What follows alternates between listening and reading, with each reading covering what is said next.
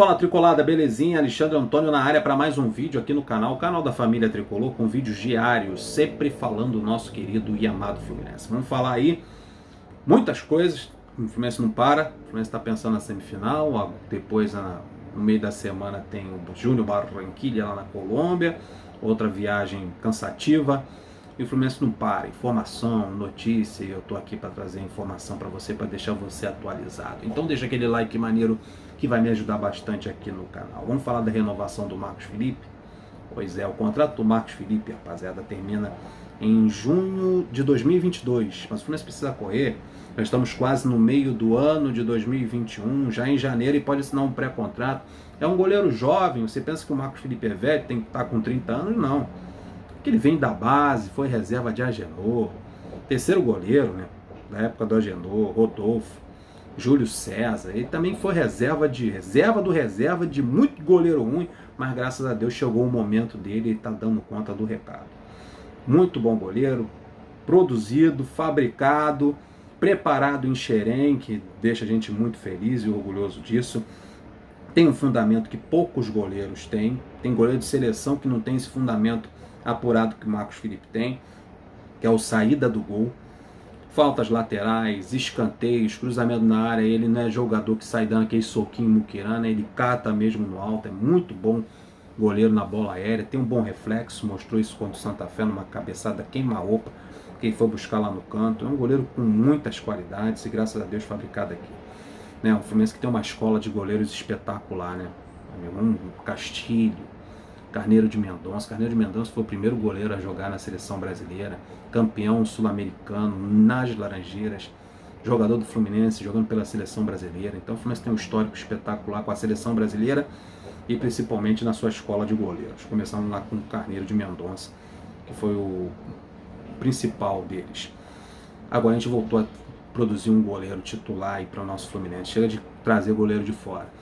E o Marcos Felipe, ele é um goleiro que está agradando muito a torcida do Fluminense e agarrou pra caramba contra o Santa Fé. O Fluminense precisa correr para renovar o contrato desse goleiro.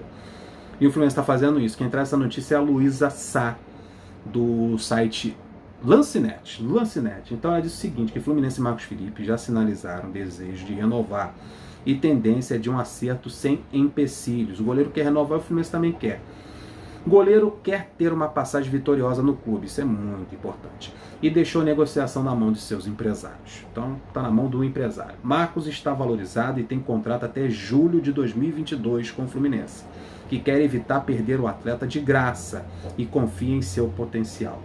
Nas conversas, o arqueiro deixou bem claro que quer permanecer no Fluminense e fazer história no clube. Então isso é muito importante. Ele que tem contrato até julho de 2022, o Fluminense precisa correr. Se ele fizer uma Libertadores espetacular, fazendo defesas maravilhosas como fez com o Santa Fé, o ideal é não, né? Porque quando o goleiro aparece muito, é porque a bola está chegando muito no nosso gol. Então é sinal de que a gente vai sofrer bastante. Não precisa ficar todo jogo virando herói, não. Mas certamente sairá muito valorizado no final da Libertadores e o contrato terminando no meio do ano que vem. Então é importante o Fluminense correr para renovar logo o contrato desse goleiro fantástico. Outra notícia, rapaziada, é sobre o Pacheco, né? O Pachecão estava negociando com o Bahia, aí parece que o negócio não vai acontecer. Daí o presidente do clube deu um pronunciamento, vou abrir aspas aqui para ele, que é o Guilherme Belintani. Ele disse o seguinte: já caiu, tínhamos interesses, mas depois esfriou. O que melou nessa negociação entre o Pacheco e o Bahia? Foi o seguinte: a obrigação do Bahia, no final do contrato de empréstimo, comprar o jogador, comprar 25% do passe do Pacheco, pelo valor de 350 mil dólares. Outro também problema, além de ter que pagar no final desse empréstimo por 350 mil dólares, por 25%, independente do jogador ir bem ou não no Bahia, tinha essa obrigação no contrato. Também tem uma situação, o Pacheco está contundido e ele precisava do jogador de imediato para jogar as finais da Copa do Nordeste, por isso que a coisa melou. Então o Pacheco está no aguardo, o Fluminense ainda quer emprestar o Pacheco para algum outro clube, porque acha que ele perdeu espaço, principalmente com Kaique pela direita, Luiz Henrique pela esquerda, tem o tal do Luca, que tudo quanto é treinador quer insuquir esse cara pelos lados do campo. Também tem outros jogadores muito interessantes, o John Kennedy também, que faz do lado do campo.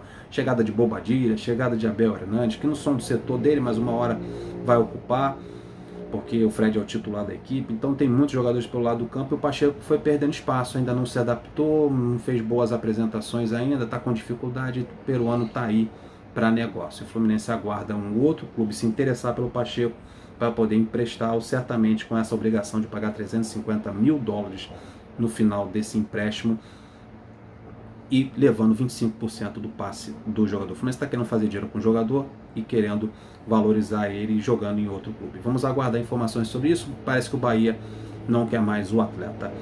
E vamos para outra notícia que é muito importante aqui no canal Tricolado. É muito importante deixar você informado. Não tem aquele Vinícius Zanocelo? Gente, vamos botar o nome do gol de Vinícius. Zanocelo é ruim para falar pra caramba. Ele tem 20 anos, é da Ferroviária, tinha clubes interessados por ele, como Palmeiras, Corinthians, Flamengo, Atlético Paranaense, um clube do mundo árabe, jogou na Ponte Preta.